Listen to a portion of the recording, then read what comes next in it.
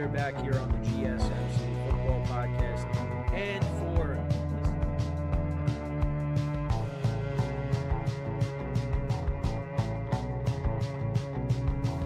all right, and we are back here on the GSMC Football Podcast. And for the final.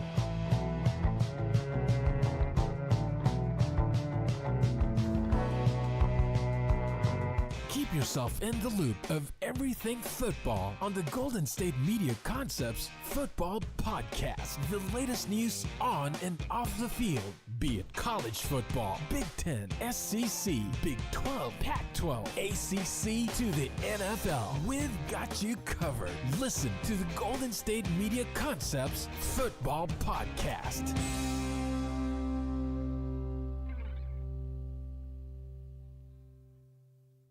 And welcome everybody to another edition of the GSMC Football Podcast, brought to you by the GSMC Sports Network. As always, I'm your host, Kenneth, and it's great to have you guys here on this Wednesday, August 7th. We have a lot to talk about on the show today.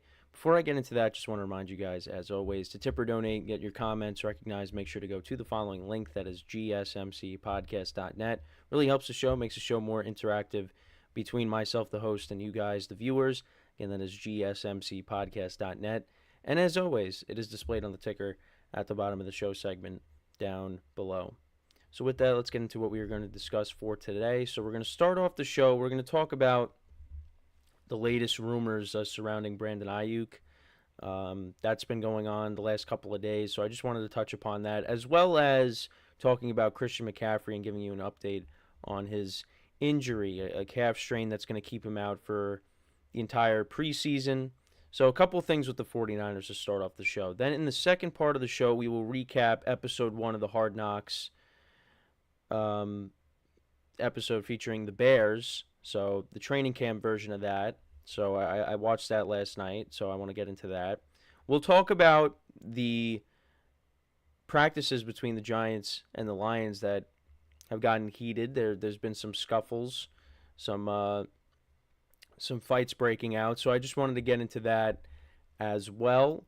Then we'll talk about Joe Burrow, some recent comments that he had on the Up and Adams show, talking about Patrick Mahomes going up against him.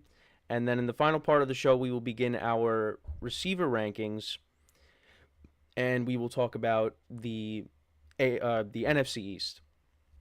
We'll get into the NFC East and rank the receiver groups, the receiving cores in that division.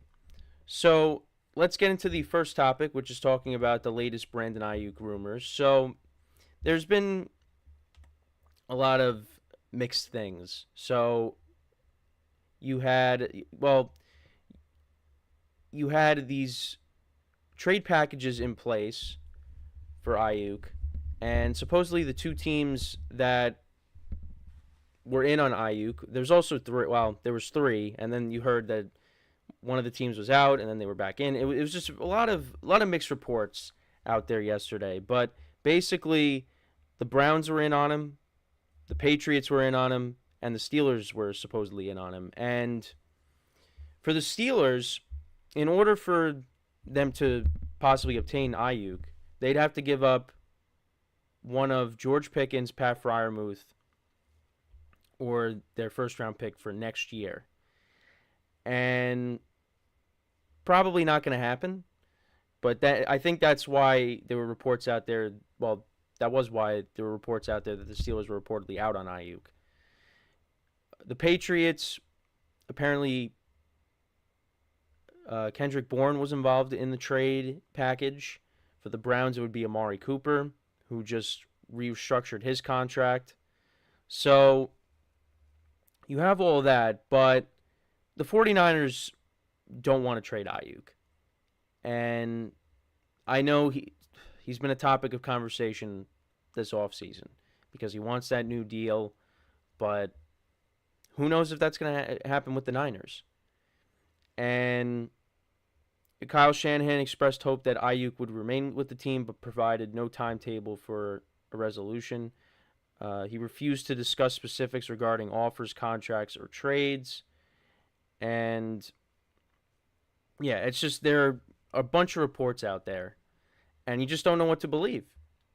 Now, in terms of what would be the best fit for him, because you have the Steelers, you got the Browns, and you got the Patriots. Well, the Patriots are a little further away from competing right now. They're in a rebuild.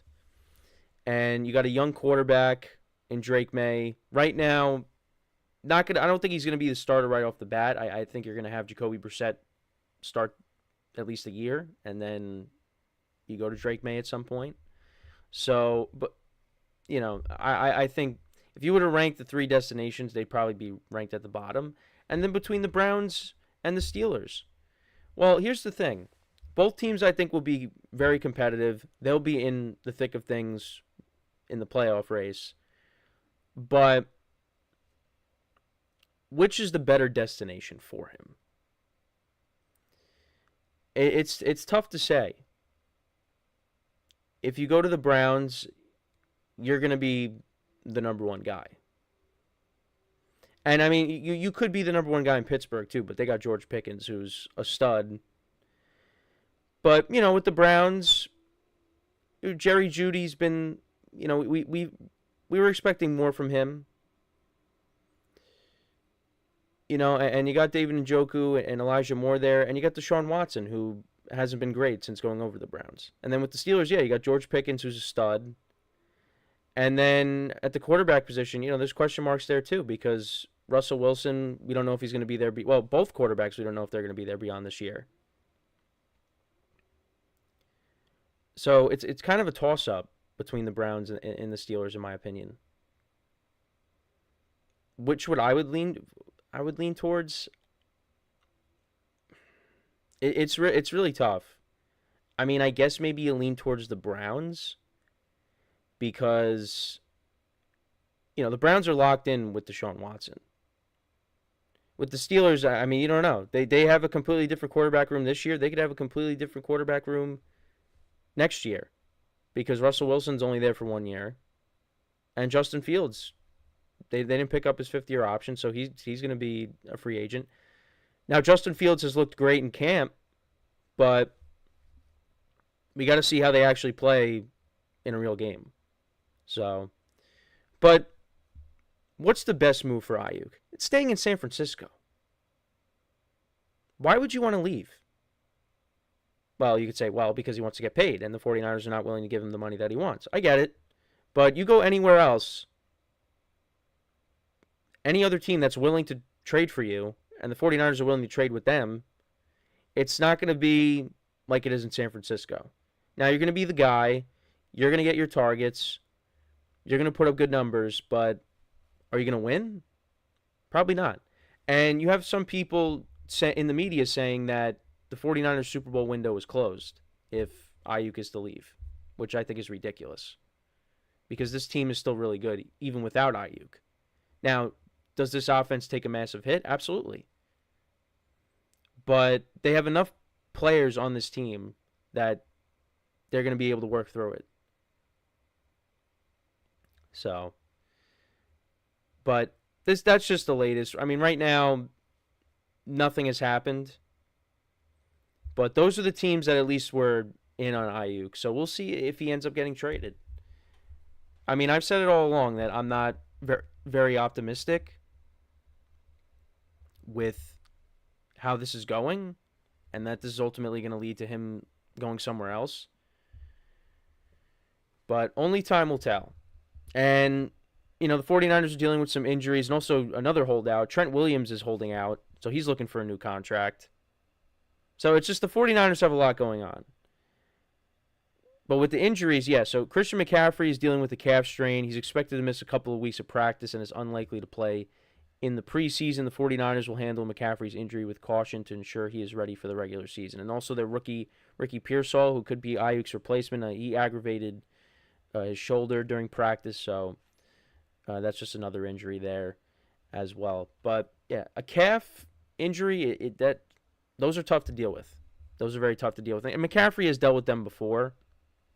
I think he was dealing with it a little bit last year, if I'm not mistaken. Because, he did play in every game, but he was still dealing with nagging injuries throughout the season. But they got to be very careful with him, and I think they will, because they don't want to see this guy get hurt. Because he has been a difference maker since he came over to San Francisco from Carolina. So we talk about, if Aiyuk leaves, yeah, that hurts the 49ers. But you still got him. You still got Deebo Samuel. You still got George Kittle. You're backed up by a very good defense. And Brock Purdy is a good quarterback. And I'm not saying he's elite. Not saying he's top tier. But he's gotten the job done. Whether you think he's a system quarterback or not. He's gotten the job done. So they'll figure it out. But, now you got, the stuff with Aiyuk and, McCaffrey's hurt. It's just, they're dealing with a lot right now. But I think they're a good enough team that they're going to be able to figure it out. But I know my friends who are Jet fans are like, McCaffrey, you could take as much time as you want to heal up, even if it leaks into the regular season. Because that's the opening matchup on Monday, on the first Monday, is Jets 49ers. And,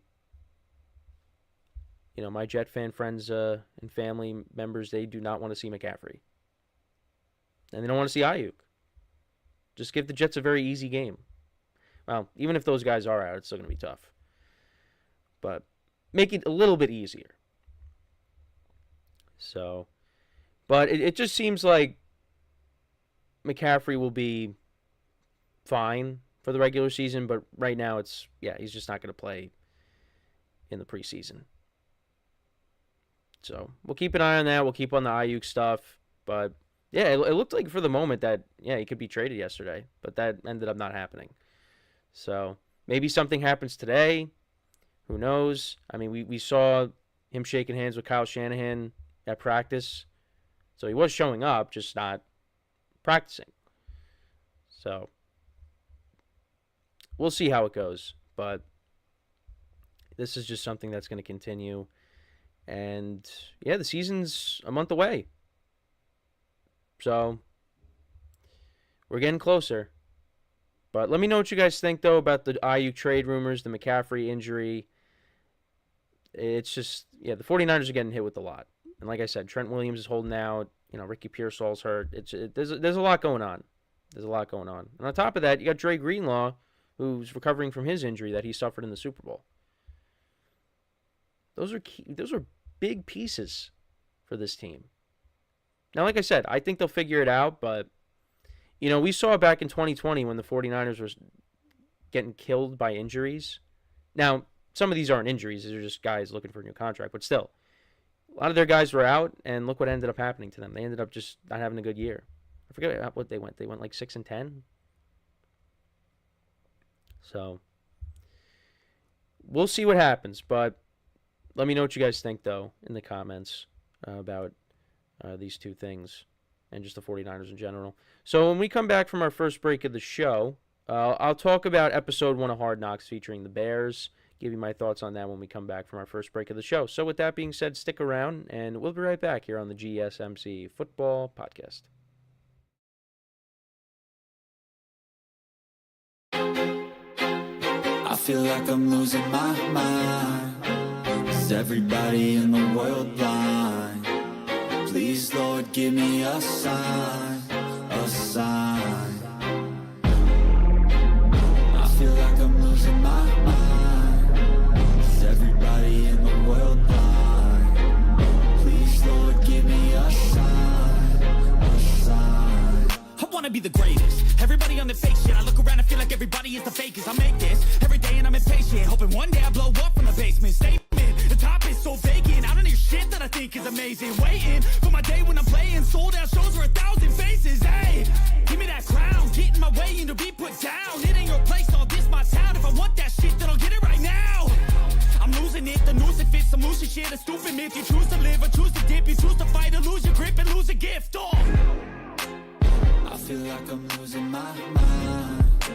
Is everybody in the world blind? Please, Lord, give me a sign, a sign. I feel like I'm losing my mind. Is everybody in the world blind? All right. right, and we are back here on the GSMC Football Podcast, and for the second part of the show, we are going to talk about episode 1 of Hard Knocks, well, the Bears version now. I know we talked about the Giants a handful of times, of course, talking about each episode, so we're going to get into talking about the Bears. So the episode was about an hour long. It's like 54 minutes. But yeah, this is now the training camp version of Hard Knocks. And, you know, you got to see, you know, the Bears take Caleb Williams with the first overall pick, and he was all pumped up, you know, getting on stage, hugging Roger Goodell. So you saw that. You saw the clip that we all saw on social media, you know, of him announcing his signing bonus, and then he started singing. And then you also had another Bears player doing the same thing. So you got to see that. You also saw Nick Saban there as well, talking to Matt Eberflus as well, because he coached Matt Eberflus. Matt Eberflus played on defense, and Nick Saban was the coach of him. So that was interesting. You got to see a deep dive. Well, not really a deep dive, but, you know, they showed more of the family stuff, Matt Eberflus's family, and you got to see them while they were watching the Hall of Fame game as well. You know, we also got to see Jonathan Owens, who is, I think they got married. Jonathan Owens and Simone Biles. We got to see a little bit of their relationship, him going and supporting her at the Olympics. So we got to see that. We also saw DJ Moore's contract negotiations go down as well. So there was a lot of stuff they showed Caleb Williams, you know, struggling in practice a little bit. And then, you know, they also showed him making some good plays as well. But yeah, I mean, this is a team that, you know, I'm looking forward to watching because there's a lot of expectations there. And for me, it's really hard for me not to see the Bears do well this year because of just the amount of talent that they have, especially on offense. I mean, they got one of the best trios in the league with their wide receivers. DJ Moore, who's coming off of a solid first year with the Bears. Now, a new quarterback, but still. You got him. You got Keenan Allen, who's a stud. And you got Rome Odunze, who is one of the top receivers in the draft. It's hard for me not to see this team do well. And I've said it. There's going to be growing pains. You know, Caleb Williams is not going to be great right away. I mean, he could come out. Could he have an RG3 debut in week 1? Yeah, he could. But there's going to be some growing pains. There's going to be some struggles. And ultimately, he's going to have to show that he's the guy. And how does he deal with adversity? How does he handle that? But like I said, it's hard for me not to see the Bears do well with the amount of talent that they got on this roster. Now, I'm not expecting this team to, you know, win the division, go all the way to the Super Bowl. No, but I'm expecting this team to be a 9-win team, 9-10 wins. And maybe get into the playoffs as a wild card. Because I could definitely see this team getting in as a wild card. But we haven't seen what Caleb Williams can do at the NFL level. So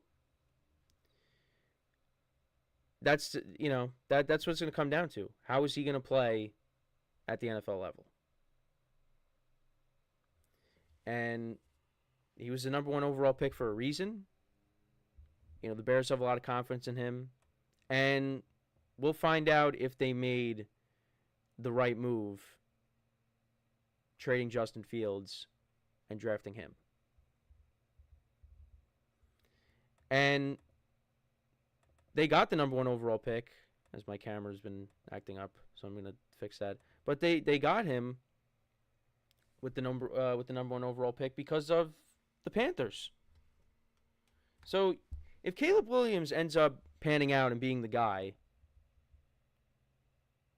they basically got DJ Moore and Caleb Williams from the Panthers. All right, so that ended up not doing anything. Got the Spider-Verse going today.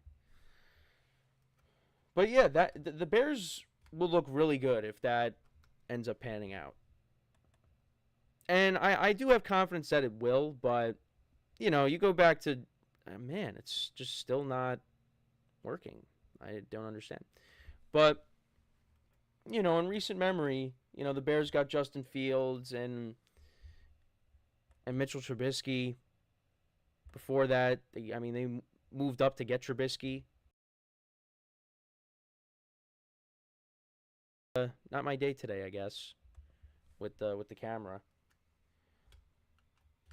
So, and before that, they had Jay Cutler, and, they got to the playoffs. They played in an NFC Championship game, which he got hurt. And the Bears are hoping that this is it, that they're not picking this high, that he's the guy moving forward.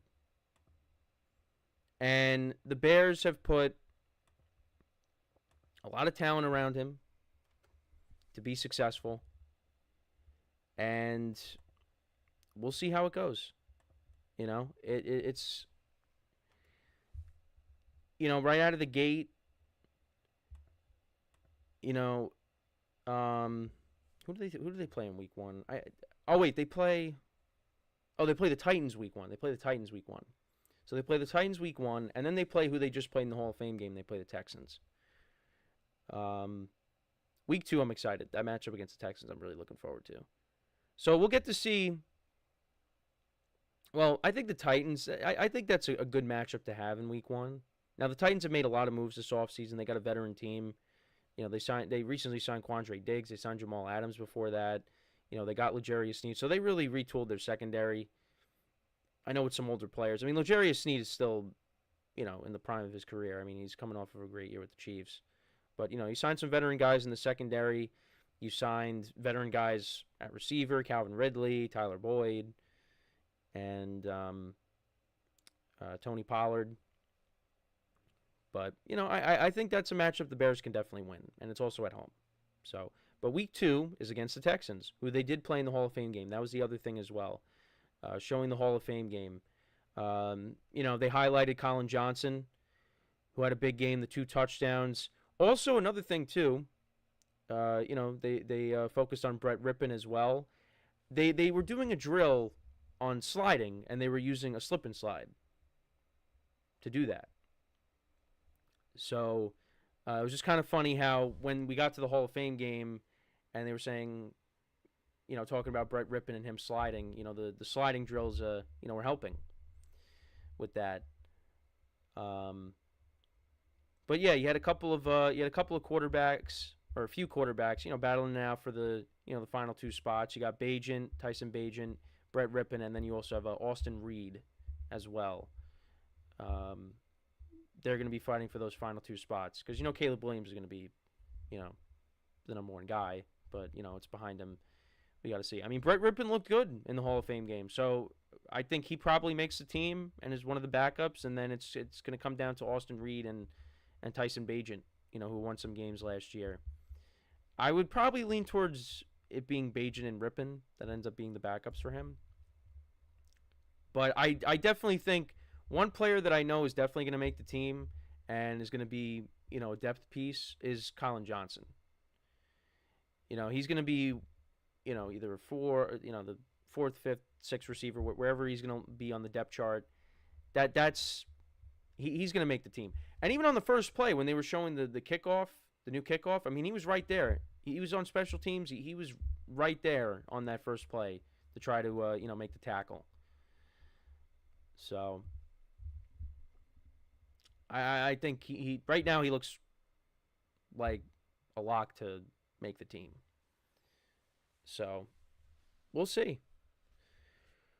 But yeah, I just it was a good episode. It was a good episode. Also Jalen Johnson, I forgot to mention. I know I talked about him a little bit on Monday. You know, him being upset over the rankings, the top 100 rankings, but they showed him, you know, driving his new car. So we'll see. We'll see what else this brings. But I thought it was a good episode, and they really do a great job. Producing these. And we got 4 episodes left after this. There's 5 episodes. I thought with the Giants, I thought there was gonna be 6, but there was only 5. So yeah, like I said, we'll continue to recap these every week when they come out, and I give you my thoughts on them. But yeah, let me know what you guys think about this episode. What were some of your takeaways from it? You know, again, I mean, when talking about Caleb Williams, yeah, you see him struggling in practice, but then he makes some good plays. You know, he had a nice throw to DJ Moore that would have been a touchdown. So, you know, he's got talent. And I really do think that the Bears are going to have a good year. But only time will tell. You know, that's just my opinion. So, before we go to break, just want to remind you guys once again to tip or donate, get your comments recognized. Make sure to go to the following link. That is GSMCpodcast.net. Really helps the show, makes the show more interactive between myself, the host, and you guys, the viewers. Again, that is GSMCpodcast.net.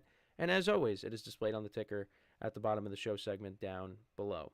So when we come back from our second break, we will talk about the scuffles that the Giants and the Lions got into in their joint practices recently. So make sure to stick around, and we'll be right back here on the GSMC Football Podcast.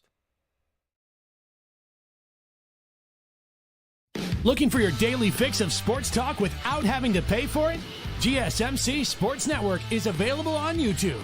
Just search GSMC Sports Network. Get your fix of daily sports talk shows on YouTube, absolutely free. NFL, college football, NBA, MLB, MMA, UFC, fantasy football, and so much more. GSMC Sports Network has shows running all day long, with new sports shows starting every 2 hours. Just like on your favorite cable sports channel, except GSMC Sports Network is absolutely free. Just search GSMC Sports Network on YouTube to catch one of your new favorite shows, like the GSMC College Football Podcast, Chip Shot Football Podcast, Hoops and Heels Women's Sports Podcast, GSMC Basketball Podcast, and so many more. Check it out for yourself. GSMC Sports Network, now available on YouTube absolutely free. Search GSMC Sports Network on YouTube right now.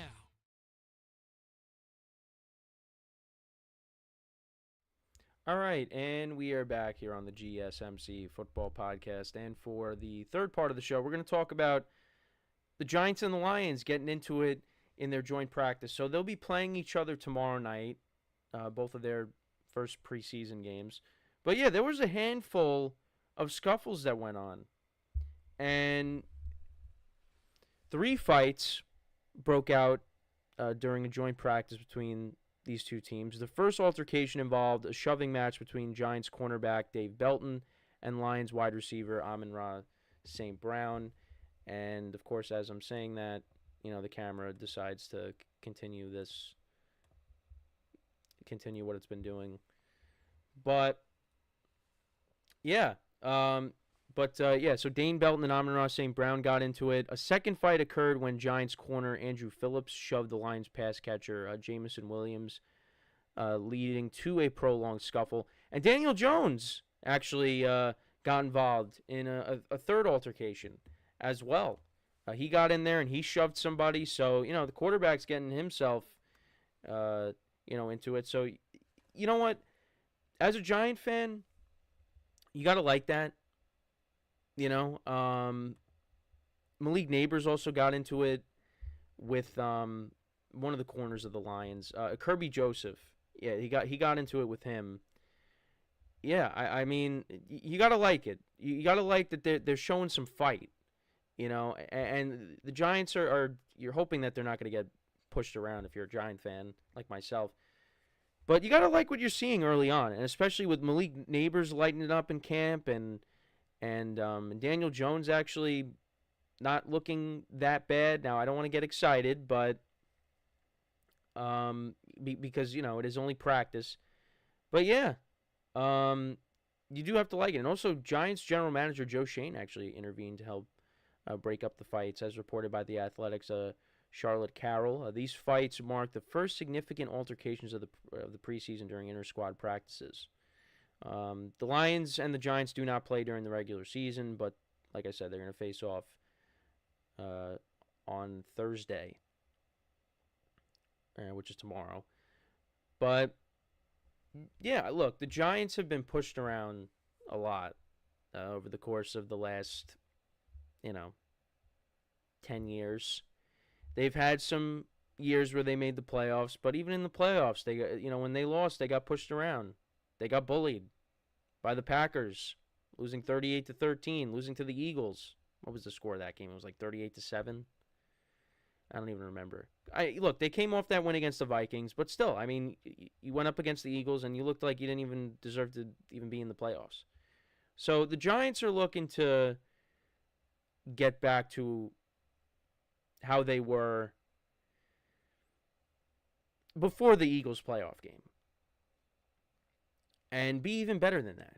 Be a better version of that 2022 team. And I do have some confidence in the direction that the Giants are going in. I've said that. The main problem with them is the quarterback position.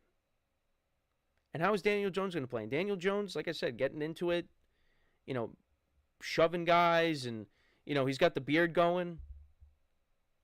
This might be a different Daniel Jones that we see, because now you actually have weapons around him. You don't have Saquon Barkley, but I think these pass catchers, and we'll get into them a little bit later in the show, I do think that the Giants have some good pass catchers on this team, especially now with bringing Malik Nabers into the fold. You got him. You got Jalen Hyatt, who's a deep ball guy. You have slot receiver Wan'Dale Robinson, Darius Slayton. You still got there Isaiah Hodgins. You got two young tight ends. You've addressed the offensive line this offseason, so you hope that pays off. And you know what? I don't think the defense is going to be that bad. So all of that, and if Daniel Jones could at least be competent, I don't think the Giants are going to be that bad this year. I did say 7 wins, but, if you win 7 games, but you're basically in every single game, almost every game, maybe you steal a win from Dallas or Philly, that gives Giant fans hope.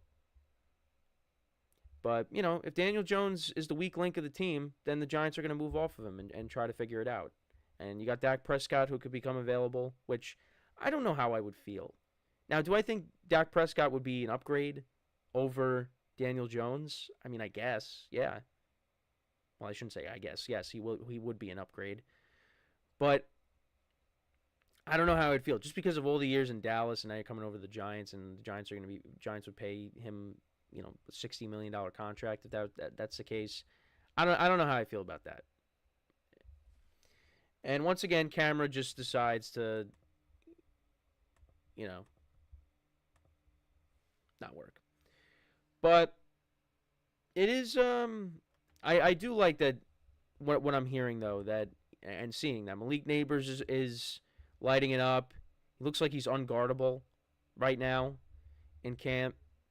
That's what the Giants are missing. They're missing that number 1 receiver.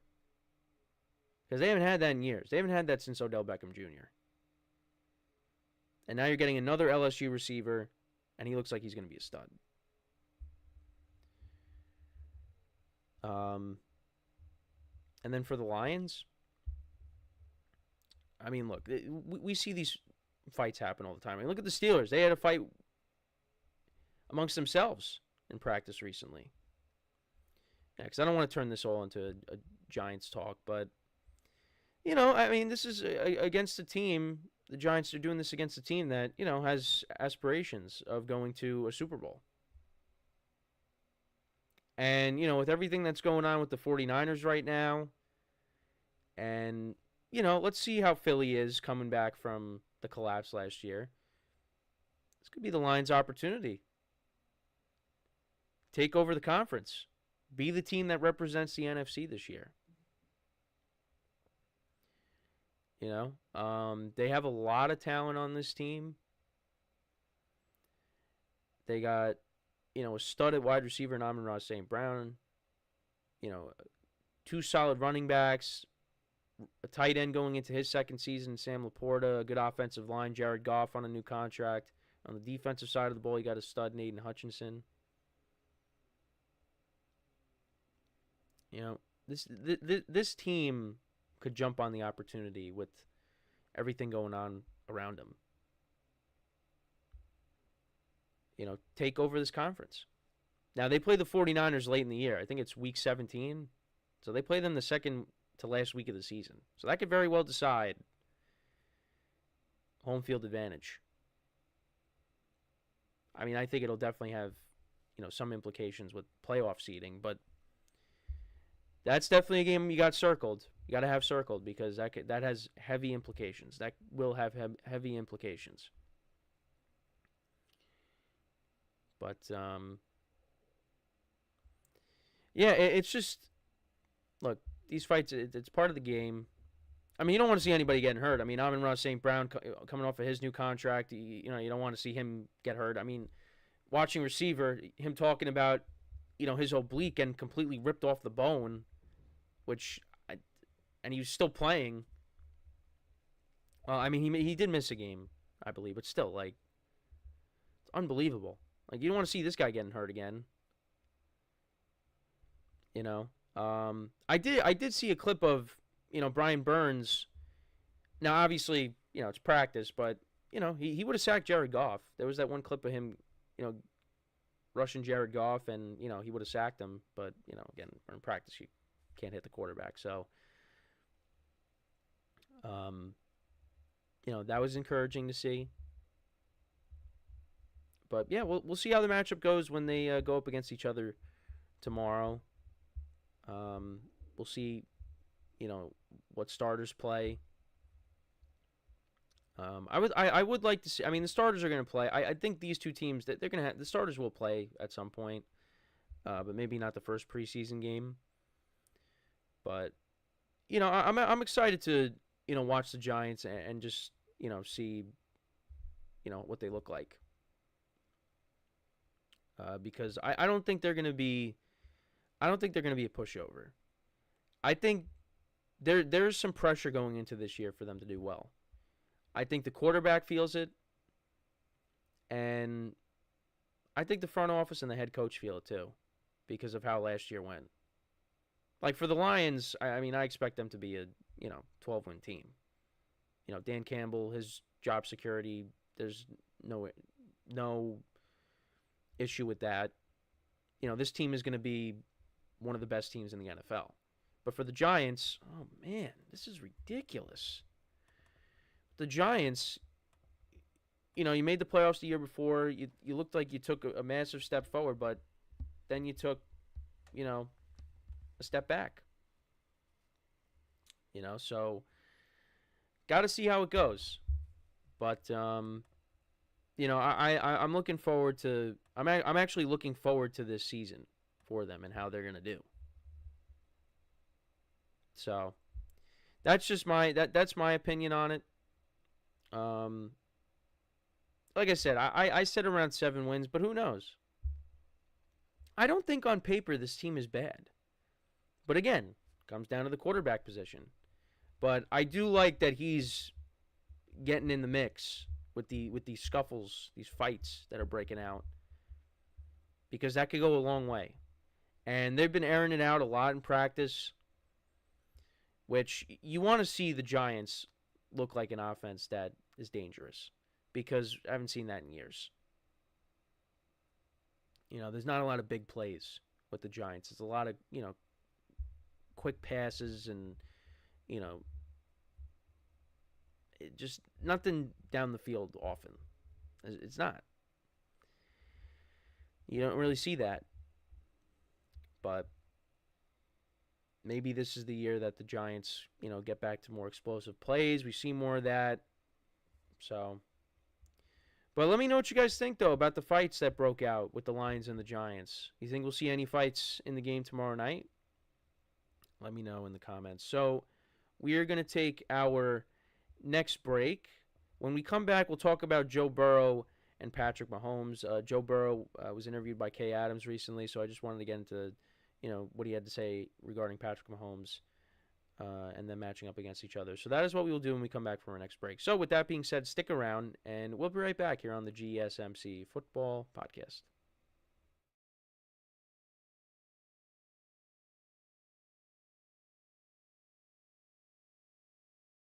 For the best and latest podcasts available anywhere, go to the podcast app on your cell phone and type in GSMC to access free content-rich podcasts on health and wellness, book reviews, sports, entertainment, relationships, social media, movies, technology, finance, and even weird news. Subscribe and download the GSMC Podcast Network's family of shows, available everywhere podcasts are found.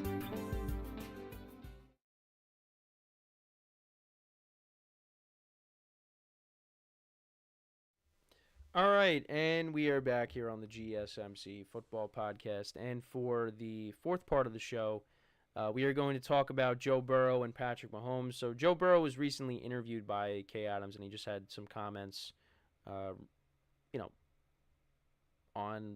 playing Patrick Mahomes and how, Patrick Mahomes brings out the best in him.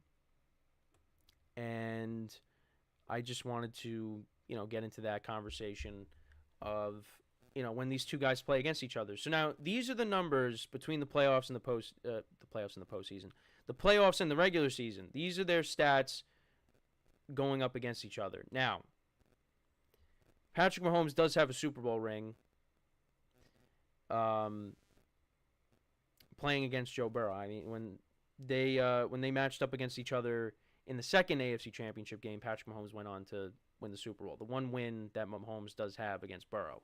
Now, Burrow did beat him the previous year to get to the Super Bowl, and they lost to the Rams. But these are the stats when they go up against each other.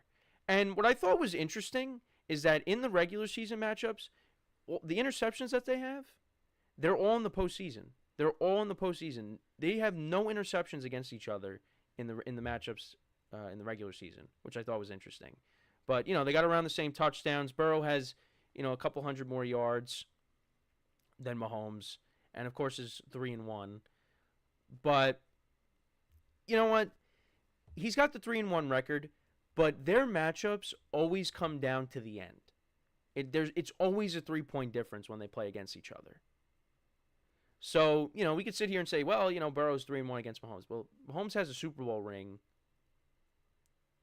in the matchups against Burrow, because he went on to win the Super Bowl. In the matchup in the first AFC Championship game that they went against each other, Burrow ended up losing.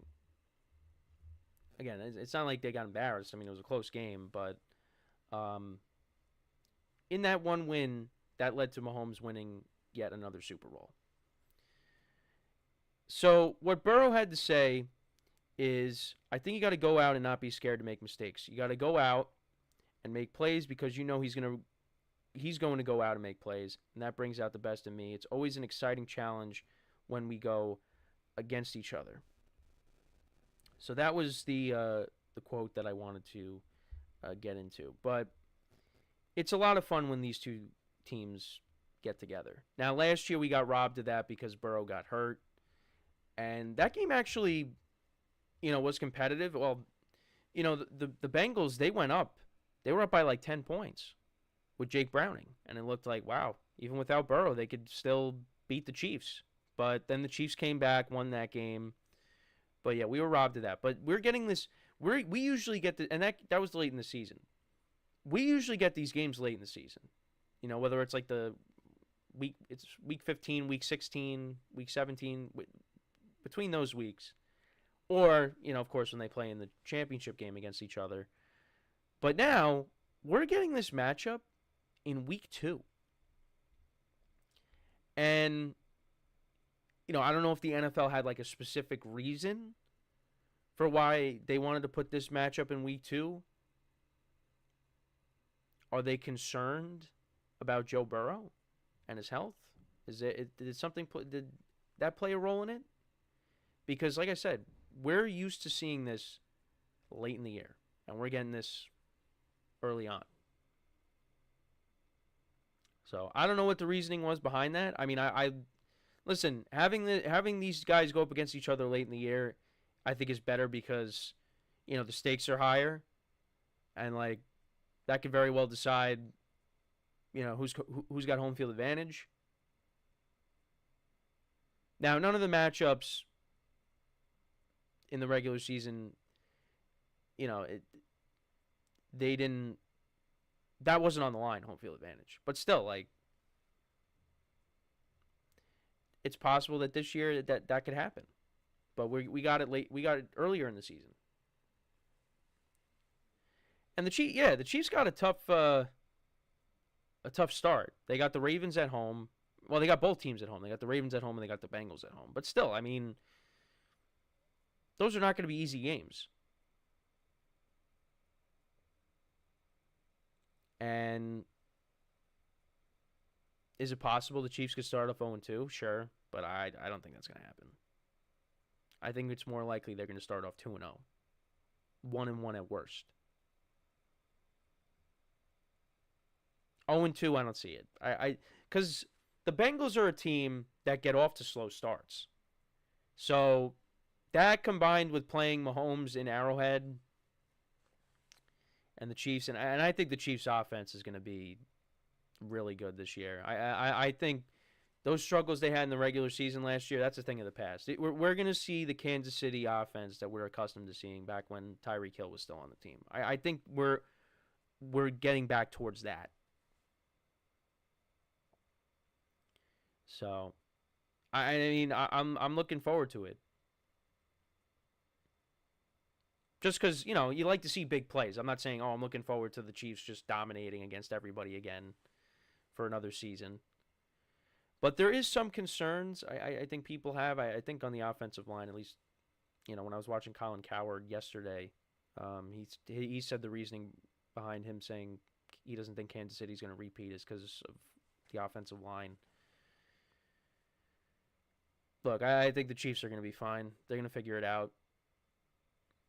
If there's any problems. Look, if last year showed us anything, it's that, the Chiefs can withstand whatever and still win a Super Bowl. They could have a down year offensively, make the playoffs, and still win the whole thing. So, but, that does make you think about when they made it to the Super Bowl a few years ago against Tom Brady and the Bucs, and, Mahomes was running for his life the whole game. So, yeah, that you got to keep that in the back of your mind. But they still got to the Super Bowl.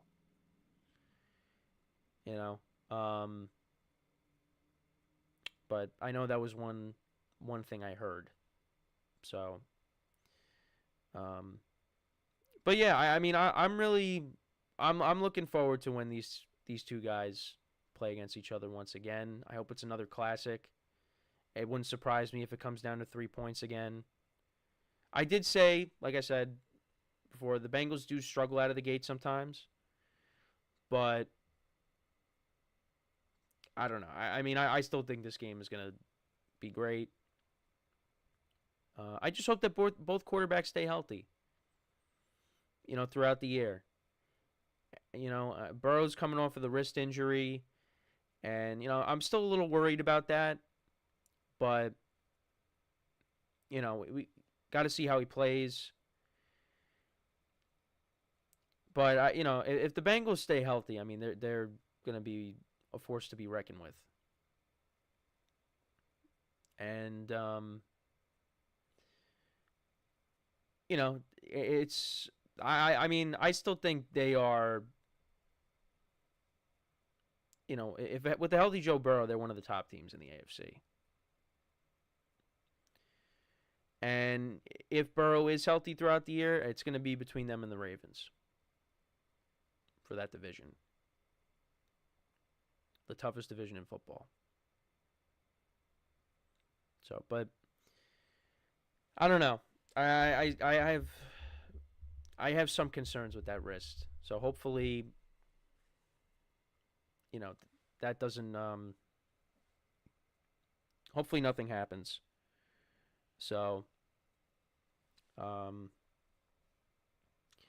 we'll see how this matchup goes when they play against each other. You know, and I mean, like I said, I'm expecting another classic. Again, it's just unbelievable that pretty much all their matchups come down to a game-winning field goal, basically, or a go-ahead field goal. You know, both the AFC Championship games, the first regular season matchup, I forget, I think in 2022 it was the same thing. It was a game-winning field goal, a go-ahead field goal with that, whatever it was. Either way, all of their matchups come down to 3 points. So, you know, don't be surprised if, you know, that's going to be the spread for this year when they play against each other. Actually, let's see if they have it up right now. Let's see. I usually look on CBS. Let's see. We're going to go to week 2. And on CBS, Chiefs are favored by 3.5. Now, it could be a trap. You could say, well, yeah, every game they've been separated by 3 points, and you take the 3, and then what happens? The Chiefs win by 4 or something. Because that could definitely happen. But I was right. I said 3.5. I could see that. The Chiefs favored by 3. So, and that's coming up. So you guys are going to hear me complaining about, you know, how I'm doing in my spread pool and all that. So, you know, get ready for more of that soon because it's coming. It's coming. So, but, yeah, I mean, I don't know what else to say. You know, I'm excited for the matchup against each other. When they match up against each other, you know, they really do bring out the best in each other. Got the same amount of touchdowns. I mean, the interceptions, like I said, they've happened in the playoffs. All of them. They did not turn the quarterbacks didn't turn the ball over because there was definitely turnovers in the regular season matchups. But they weren't responsible for them. Yeah, because Mahomes had, you know, a couple of. Well, I actually didn't even look at the fumbles because I'm pretty sure Mahomes did lose a fumble in the second AFC Championship game. I know he had a pick. Did he have? Yeah, he had 2 picks in the first AFC Championship game because he had the one that led to, I think, the drive that led to the Bengals tying it, and then the other one was in overtime when he threw that pass to Tyreek Hill, and that got tipped up and intercepted. But he did have a fumble, I believe, in the last the second AFC Championship game. But yeah, let me know what you guys think though about the matchups between these two players. What's in store for us this time around? Are we gonna get another classic? You know, we're not that far from it. Got another month, a little over a month. So, but yeah, I'm definitely looking forward to it. It should be another very good game. So, we're gonna take our final break of the show. And then when we come back, we will do the rankings of the receivers in the NFC East. So make sure to stick around for that. And, yeah, that'll end off the show for today. So with that being said, for one final time today, stick around. And we'll be right back here on the GSMC Football Podcast.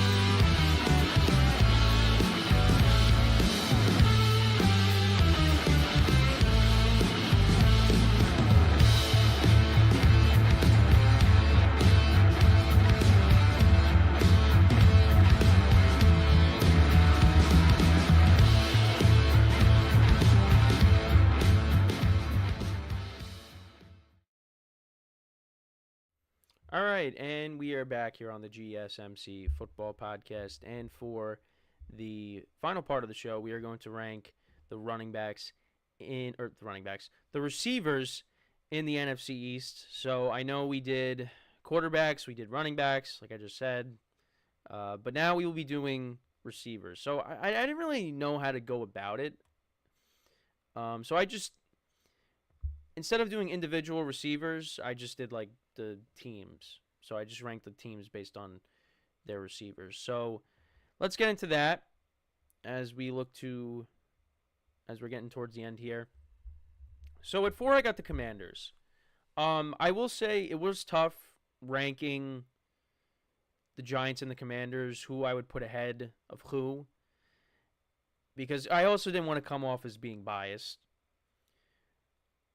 Because I do think that Terry McLaurin right now is the best receiver of the two teams, if we were to stack them up against each other. Now, I talked very highly of Malik Neighbors a couple of segments ago, but I do think as of right now, you got to give Terry McLaurin the respect, and I would probably rank him ahead of everybody of those two teams.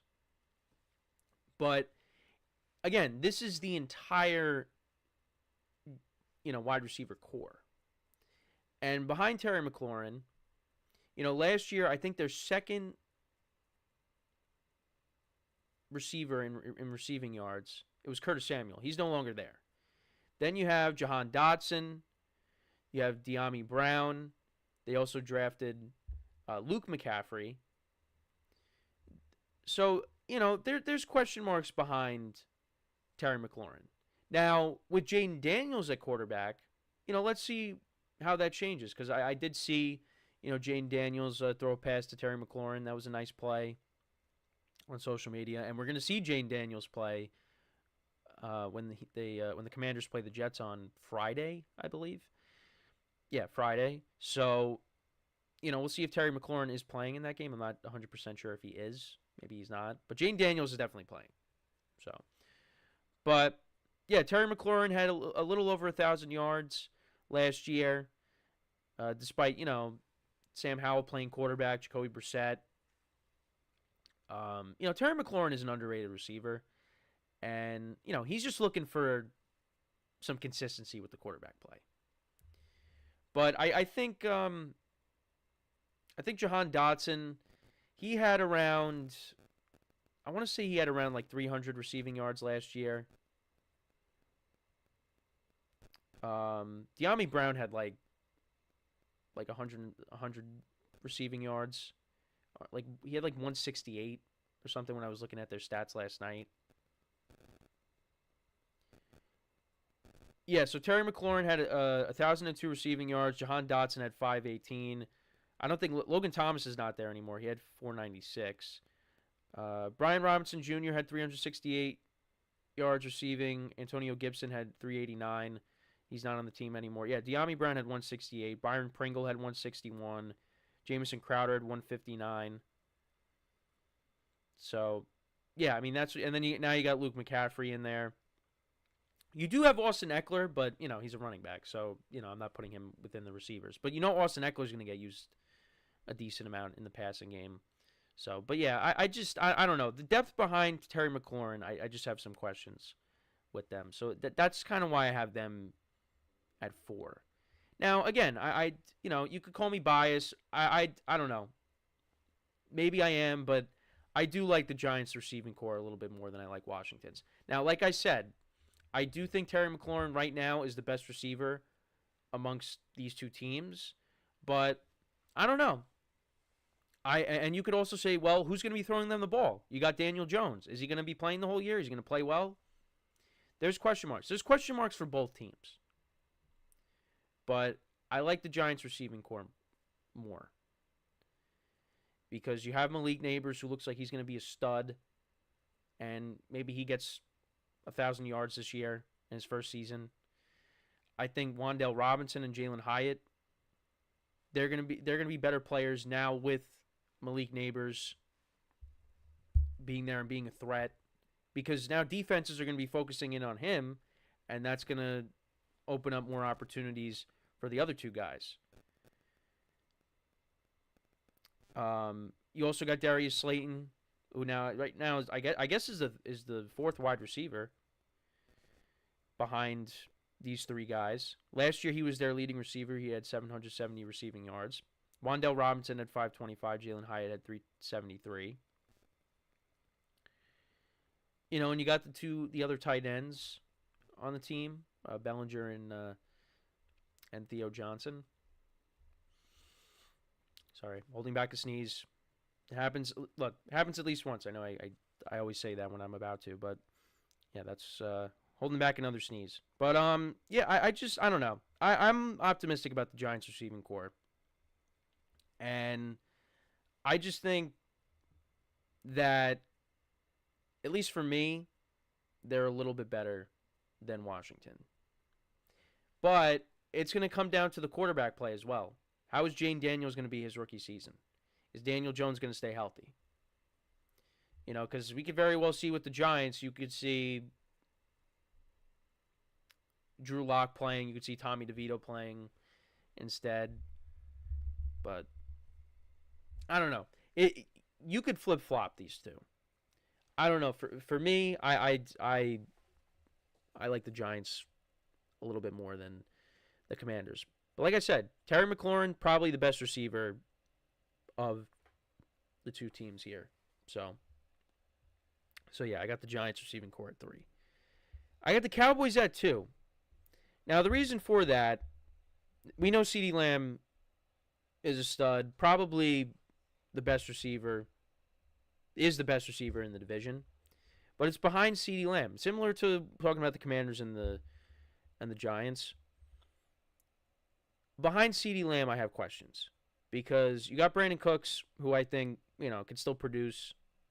Not in his prime, but, still a good receiver. And then outside of those two, there's question marks. They're talking about Jalen Tolbert. They got some other young guys as well. But, yeah, it's just there's a lack of depth at the receiver position. And if CeeDee Lamb, if his holdout continues into the regular season, that's going to be a problem for the Cowboys. And I think that's going to be a problem for the Cowboys, with a lot of their other positions, is depth. If they could stay healthy, they're going to win their 10, 11 games. But if they don't stay healthy and you got to rely on your depth, that could be a problem, especially on offense. Because if Dak Prescott doesn't have CeeDee Lamb, it's going to be a problem. But that's really what it is the lack of depth. And the question marks at receiver outside of, the top 2. And of course, the top 1, because, we know CeeDee Lamb, if he's playing, he's, one of the best receivers in the NFL. But like I said, Brandon Cooks is getting older, and we don't really know who that third wide receiver is going to be. Third or fourth, they talk about Jalen Tolbert. Like he's going to be good. But we don't know. So I got the Cowboys at 2. And then at 1, I got the Eagles.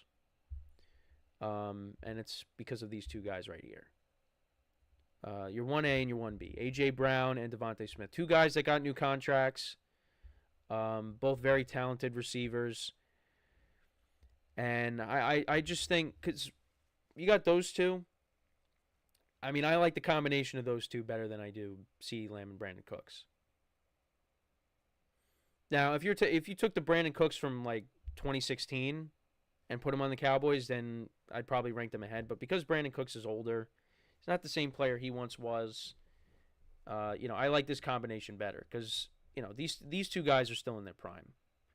A.J. Brown and Devontae Smith. Now, I just wanted to pull up the stats of the two teams. So for the Cowboys, I mean, CeeDee Lamb, I know I've gone over his stats a handful of times. I mean, he had 1,749 yards receiving. Brandon Cooks had 657. Michael Gallup had 418. He's no longer there. Jalen Tolbert had 268. Kevontae Turpin at 127. So you're expecting him and Tolbert. They're going to have, their opportunity. Dak Prescott has talked about Tolbert. These guys are going to get more of an opportunity, now with the Gallup not being there. And then as for the Eagles, both receivers coming off of solid years. A.J. Brown had 1,456 receiving yards, and Devontae Smith had 1,066. So you had two receivers with over 1,000 yards. Now, behind them, we'll see who steps up, because you had Devontae Parker, but now he's not there. Paris Campbell's kind of their third option, well, receiver-wise. They brought in John Ross. Some of the young guys are going to have to step up, behind them. So they're another team. I mean, they got two, but that's the thing, though. It's because the Eagles got A.J. Brown and Devontae Smith. With the Cowboys, it's CeeDee Lamb and then an older version of Brandon Cooks. That's my rationale behind that. I do think CeeDee Lamb is the best receiver in this division. And then I'd probably put A.J. Brown second. Devontae Smith would probably be third. And then I guess Terry McLaurin would be fourth. So I have no giant receivers in that top four. And then after that, you got Brandon Cooks, you got Malik Neighbors. I mean, individually, that's how I would rank them. But yeah, in terms of just the group, I'd probably I give the Eagles the edge, because you got 2,000-yard receivers on your team. The Cowboys, CeeDee Lamb's the guy. So, but let me know what you guys think though about the rankings. So to go through it one more time. So the Commanders at 4, Giants at 3, Cowboys at 2, and the Eagles at 1. So, yeah, let me know what you guys think about those rankings. So that's pretty much it for the show for today. Thank you guys for tuning in. Make sure to check out all the other shows on the network as well. And, so as always, I'm your host, Kenneth Grunfelder, signing off from the GSMC Football Podcast, brought to you by the GSMC Sports Network. Have a good day, and I will talk to you guys tomorrow. Take care.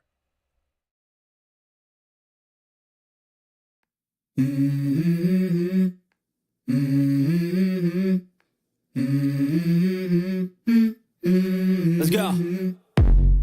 I wake up to a little bit of drool on my pillow, feel like it's gonna be a bad day. Yeah, I'm tired of shit, and the coffee ain't hit yet, damn, ain't that great.